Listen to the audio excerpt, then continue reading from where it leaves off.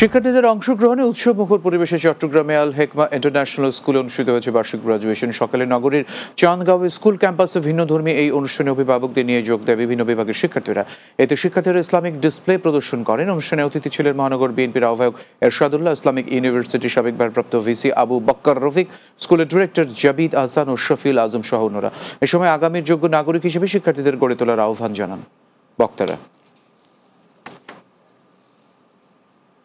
চট্টগ্রামের double mooring থানা citizens forum আইন শৃঙ্খলা বিষয়ক মত বিনিময় সভা অনুষ্ঠিত হয়েছে। নগরীর আগ্রাবাদ সরকারি উচ্চ বালক বিদ্যালয় মিলনায়তনে এই সভা অনুষ্ঠিত হয়।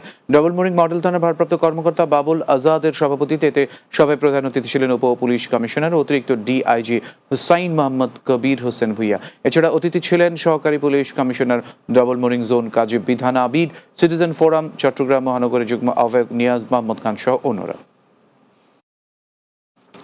দেশের সকল প্রকার গাড়ি চালকদের সমন্বয়ে নির্যাতিত মোটর শ্রমিক একতা ঐক্য সমগ্র বাংলাদেশ নামে একটি শ্রমিক সংগঠনের আত্মপ্রকাশ উপলক্ষে আলোচনা সভা ও অভিষেক অনুষ্ঠিত হয়েছে। চট্টগ্রাম নগরীর পতেঙ্গায় একটি হলরুমে এই সভা অনুষ্ঠিত হয়। নির্যাতন মোটর শ্রমিক একতা ঐক্য সমগ্র বাংলাদেশের সভাপতি মোহাম্মদ সাজ্জাদ মোল্লার সভাপতিত্বে প্রধান অতিথি ছিলেন চট্টগ্রাম জেলা প্রাইম মুভার সভাপতি মোহাম্মদ সেলিম খান।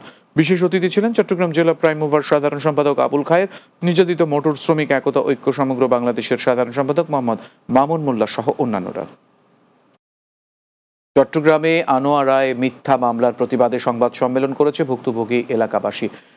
চেরাগি পাহাড় লুসাই হলে সংবাদ সম্মেলন অনুষ্ঠিত হয়। সংবাদ সম্মেলনে ভুক্তভোগীরা মোহাম্মদ মুসা বলেন, আনোয়ারা থানাধীন ৯ নম্বর পরৌকোড়া ইউনিয়ন পরিষদের পক্ষ থেকে বরাদ্দকৃত রাস্তার ঢালের কাজ ইউপি সদস্য আব্দুল শুকুরকে দায়িত্ব দেওয়া হলেও তিনি প্রকৃত সড়কের কাজ না করিয়ে অন্যের জায়গায় ঢালাই করান।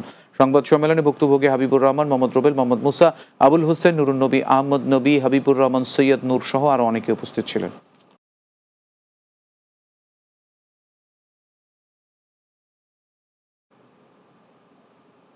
রাতের বাংলা আবারও বিরতি নিচ্ছি, সঙ্গেই থাকুন।